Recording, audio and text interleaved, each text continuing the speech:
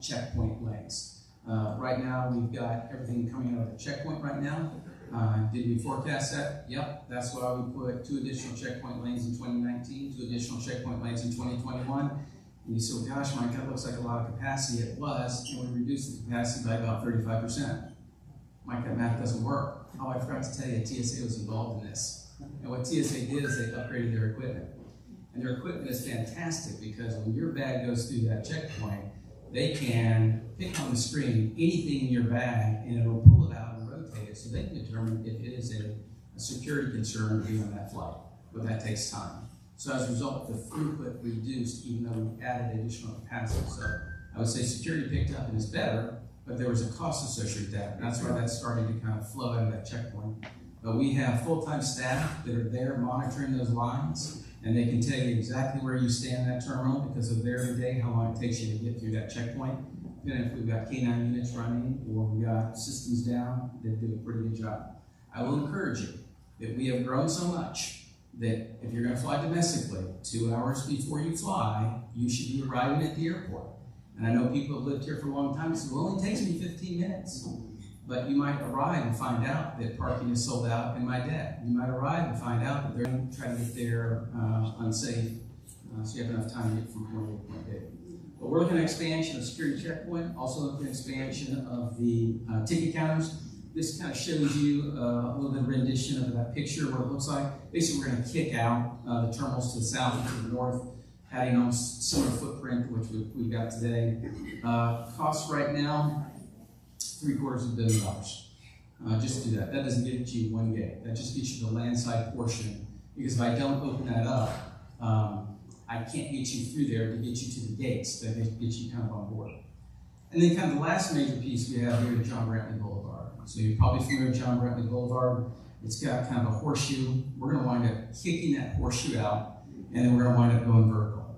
Good thing that will do is all that crossing traffic that goes between T2 and T1, we'll kind of eliminate that, and then we'll work ourselves back around. There's a couple other bridges we thought we might have to put in here, but that was contingent on whether or not we were going to take the smaller decks down, we'll call PG1, PG2. We have not decided to do that, but I do think this will be an improvement. It's about a $125 million investment to do something like that.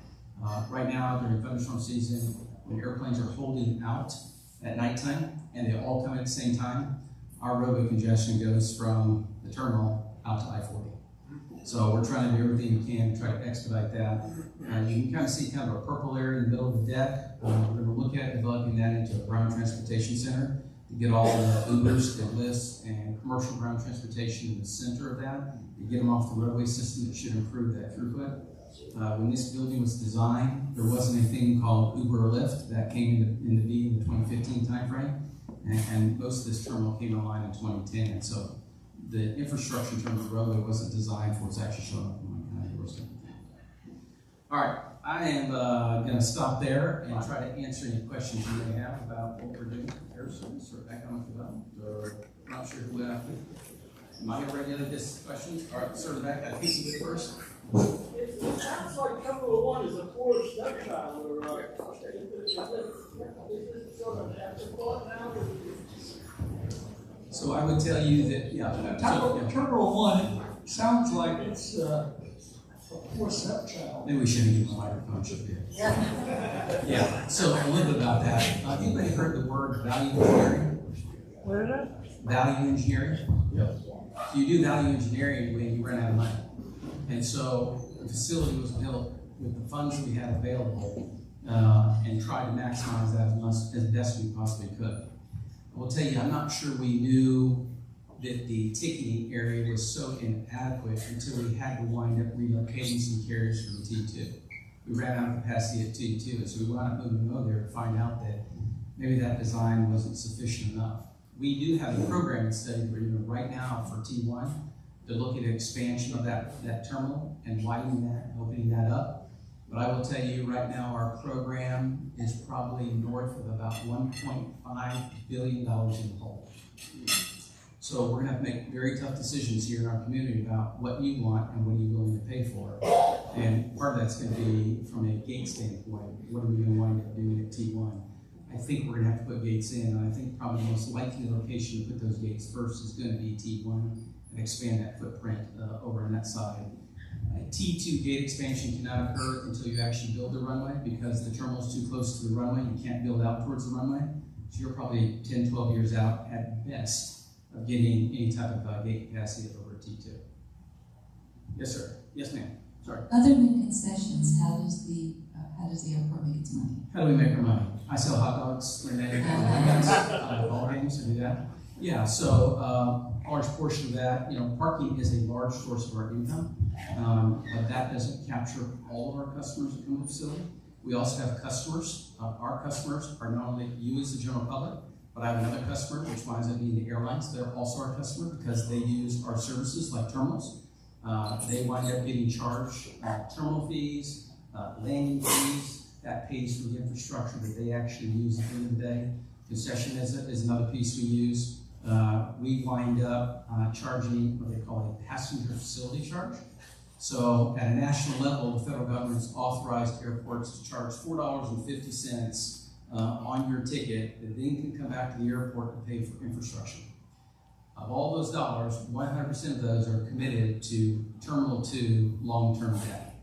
So I will pay that Terminal 2 long-term debt off in 2032.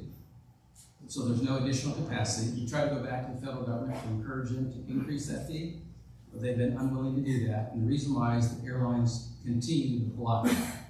Airlines do not want us as airports having the capital to continue to build infrastructure. And why do you think that is? Because supply and demand. Who's our economist? Come on, guys. Supply and demand. So if I can limit the supply because there's insufficient gates, I can raise ticket prices.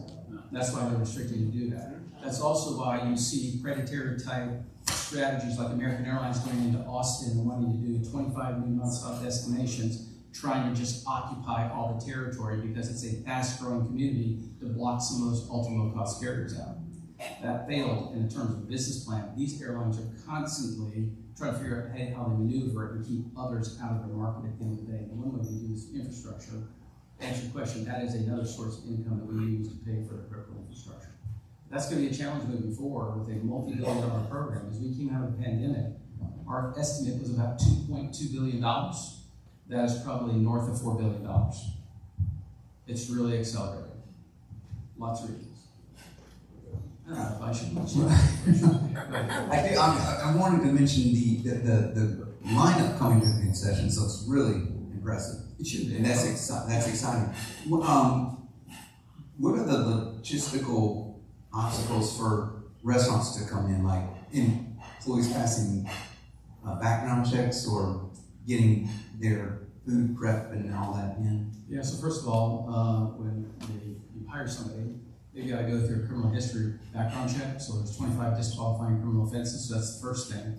And so if you understand what's happening from a labor standpoint across the country, that is a segment of the population that has lots of opportunities to do lots of different things. And so that becomes a barrier number one. Second piece, they've got to go through screening every day. So if I go work at Wendy's, I don't have to go through screening every day. Third is that they've got to get to the airport early because they have to take a bus from a parking location. So there's lots of these things that become a barrier. The concessionaires have tried to raise rates, but they also have to figure out how they balance their and so that's been a little bit of a challenge. So it is a challenge to try to recruit, retain that talent that actually runs those businesses. Yes, ma'am. You encouraged us to come 2 hours early for all flights. You mentioned parking. What about people who don't need to park, who get dropped off? Or people who have TSA pre-check or clear or something like that? So how many hours should you come before if you're just going to be dropped off? Yeah, so you're still going to have congestion on the curb. If you have already gotten your ticket, it's already on your phone, you got pre-check or clear or something like that, you might be able to reduce that. But again, on any one given day, I can't tell you how much that's going to back up. To give you a little idea, we have peaking characteristics that occur at the airport. So my peaking characteristic starts at 5 o'clock in the morning. So we have airplanes rolling down the runway at 5 o'clock in the morning. So people are showing up on our doorstep at 3:30 in the morning. We peak from 5 o'clock till about 8 o'clock in the morning. So every gate that I've got is occupied by an airplane. As soon as those airplanes leave, more airplanes come on, they're subbed on. And with an average seat size of 144 seats, what the carriers are going to do is they're going to up gauge, meaning put a larger airplane on a gate that they've got available, which means that average seat size is going to go up, which means the total number of customers coming through the checkpoint is going to continue to increase. I know all those things are out there, those things are great, but you need to be careful about trying to overthink that you can, with all those things, get through in a shorter period of time. It's growing too quickly. And the other piece, that was for domestic. For international, you need to give yourself about 3 hours to get through that. Make sure you got your passport. Most people check their luggage at the end of the day. I'm not sure where to go. There's so many hands going up right now. It's like a storm. We thank you for being here. I need some advice. Okay. Because My wife's not here. Canva, I mean, the Family House gala the other night, which you don't know about Family House, the second Family House, but they honored into the Hall of Fame 2 of East Chapel Hill Rotary members, Bob Woodruff and Dr. Tom Shea. So in wanting to represent all of us, I went. And part of it's a live auction. And after, I don't know, 2 or 3 glasses of wine and holding that little pallet that they give you with a number on it, my hand kept going up. I got ready to check out, and lo and behold, I'd won a trip to Reykjavik. Okay. What airline should I Let me think about that. I'll get back with you. That's a good problem to have, you know? That's a really good problem to have. Yes, sir. Yeah, so first of all, those in the parking garage, that light system where it's red and green overhead, that is the best thing.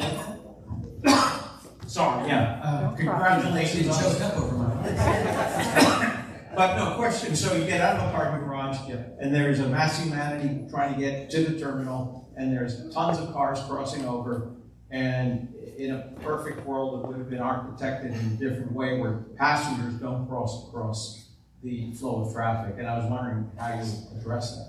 Yeah, so interesting. Once again, value engineering. You make tough decisions when you build T2. If you look at T1, how do you get from T1 to the garage? Yeah, they got the tunnel. Yeah. So that was in because of the infrastructure was there before the build. So when we built T2, you had made a decision, can I go ahead and put that underground? And they didn't have the money to build that. So we've gone back and we started to look at that. That investment to go underneath is probably $50 million. As we look at that, our program has gone from about a $500 million program to about a $750 million program. We took to the board of directors, I'd really like to provide a canopy system for our customers at T2 so we get out, rain, sleet, or snow, blowing sideways, you're protected. The cost of the canopy system is $100 million. So somebody had a paddle idea, so that paddle idea and bidding on things, who wants to bid on paying for going underneath the roadway system, wants to help me pay for it? You get to the point where you've got to figure out what your priorities are. And it's not that I like that, I don't like it. I want cover, I want underneath. We've got concepts of what that looks like. The real question is, will we be able to afford that at the end of the day? I think the other challenge we face as an airport is we are growing so rapidly, and the delay from the FAA on that runway has killed me, that I'm trying to build a runway. You know how many airports across are building a runway? Probably less than on my hand. You don't build runways very often. So you're building a runway, building a terminal, trying to do T1, build Terminal 1 out, building a consolidated rental car facility, building parking expansion, building a roadway, all at the exact same time. And the demand is there for all of those things, but the income is not there. And your bonding capacity, my little credit card that I've got, I think I'm gonna get bonded out. Unless I'm willing to raise rates so much that the airlines come back and say, I'm not willing to fly there because it costs too much to operate. So there's tough decisions coming before our community to figure out how do we want to pay for this. Because the federal system we've got is about a $4 billion a year system, and we need about $28 billion a year. So you've underfunded that by about, I don't know, $20 billion for over 20 years. And you wonder why we're in the predicament that we're in. Michael, a quick question here. We've got two here. Safety, we mentioned Allegiant Airlines. I think I'm not alone. Most of us sort of carry the perception that a brand, Delta, American, somehow is safer. And when you say COPA, the first thing I think was Allegiant Airlines, which didn't have a good reputation for that. How does that figure into your planning From a safety standpoint, Yeah, when you're dealing with airlines, are all of them safe? yeah. So I would tell you that if you look at our national safety record for flying in this country, you should probably not drive your car today, because it's not as safe to drive your car as it is to fly this national air transportation system. So as a whole, I think the FAA does a pretty good job of having oversight of those airlines in terms of what they're doing and their safety record. Their safety record's been pretty good. Now, the manufacturers, very good. Yeah, they've done well. And from a safety record, they've done well as well. I will tell you that we're starting to run a couple of issues with Boeing. So things are starting to surface. There's something about when doors blow up in the middle of the flight. Customers don't like it. I don't know what that's about. I'm trying to investigate that. That's a problem. And I think the culture of safety at Boeing is probably in question at this point in time. That hopefully the new leadership will get that better focus. And I think there's probably a couple of airplanes they got to look at quickly. Yes, sir. Do you have an airport jail? And if so, how many of us can you put in there in a given day? This is a contest. I'd be willing to have to take the entire career and see how many we can put in there. Yes, we do have a jail. It's a holding cell. And basically just hold them until we take them down to kind of Wake County. I don't know how many people you can put in there. I mean, if you pack everybody, you can probably put 10, but comfortably, you probably put 2 or 3. That's kind of interesting. I've never had a question like that. I'm not sure where to go with this. I mean, yes, sir. Quick question for you. What is the relationship between the Fed, state, and the airport authority? In other words, do all 3 of those companies have ownership in the... You said feds? The federal government. Federal government, yeah. So, How does that work? Yeah. How is revenue allocated? So the federal government has regulatory oversight on the airport, and they do that because I've got an uncle that lives in Washington, D.C. I don't know if anybody knows him, Uncle Sam. Anybody know him? Yeah. So when I go and I get grant funding from them, they put restrictions on what I can and cannot do. And the reason why they do that is that first and foremost, and you don't know this is a national asset for the entire United States. And so if you think about major hurricanes like Katrina, how do they get people and supplies in and out of that community, their airport? That's why when there's storms, we are always open. We always have to be open, because if you get a major hurricane that comes through here, it drops all those pine trees, you lose power, you lose the ability to be able to get to places to get people aid. They're going to fly aid into our airport and then helicopter most of that stuff out. That's what they're going to do. So the federal government, first and foremost, has got control about what we can and cannot do. They don't manage the airport, but they restrict what we can and cannot do. Like things like how we use our revenue, that I can only use my revenue for the development of the airport. The state, they have regulatory oversight. Organizations like DEQ, very similar. The legislators actually formed us back in 1939. So we had 4 owners, the city of Durham, city of Raleigh, Wake County, and Durham County, that all decided back in 1938 that I think I want to have this thing called an airport. And I think back at that point in time, this was literally out in the middle of nowhere. And so when they formed this, they went to the legislators and said, would you form a special entity called the Raleigh-Durham Airport Authority that then would be responsible for managing for these 4 owners their airport. And so that's how we became kind of an airport authority. And then those 4 owners each have a right to appoint 2 board members. So I report to 8 board members. Those 8 board members, they are in charge of the airport. They get to decide rules, regulations. If we take on long-term debt, they're in charge. Other relationships from a state government standpoint is they do provide us some funding to help pay for some of that critical infrastructure. But kind of an independent governmental entity responsible for a critical asset that now the last economic report, we produced about $17.1 billion a year, support about 88,000 jobs, and generated about $750 million for the state and local taxes for this community. So the forefathers who put this together, they did a pretty damn good job. Wow. One quick one? A quick one. Yes, sir. Maybe quick. What are the prospects for mass transit to the airport? The I-40 gets worse by the day. And, we're going to be a major region. It seems like we need mass transit to the airport. Yeah, so my mass transit is I do the airplane things. There's other agencies that do ground transportation. And for some reason, everybody comes to me to try to figure out how we solve what's going on in ground transportation. Now, saying that, what I will tell you is this. is that I do believe there's an opportunity in our community to do what I call a BRT, bus rapid transit. And we're looking down the spine of I-40 to figure out how DOT, Wake County, Durham County could potentially make an investment in that space. And that BRT, how that would wind up working is it's going to connect these major kind of populations. So City of Raleigh, City of Durham, the park, and also RDU. Won't plan to go to the airport, but basically what we do is stop on the interstate, maybe like on an overpass in the center of the interstate. We run out there with the bus, pick them up, and take them back in to basically keep things moving back and forth up that corridor. Because if you look at that corridor, that's my front door, that thing is becoming polluted. So when some people say, well, how early do I need to get to the airport? I can't tell you what the roadway congestion is going to be. It's going to get bad, and it's going to continue to get worse. So on a regional standpoint, we really need to come up with something. I don't think it's a light rail solution. I think it's a BRT, bus rapid transit first, that then develops your corridors, that then develops into potentially a light rail for the future when you have ridership to demonstrate that. But you use that just like a hub and spoke system. So like you fly to Atlanta to connect to a lot of different places, you would ride your BRT to connect to these larger populations and then use the network of that particular city's bus transit system to take you and fan you out. That's how I see that would potentially work, be beneficial to the community at the end of the day. But the leadership of that has got to be the city and county governments. Mike, thank you so much.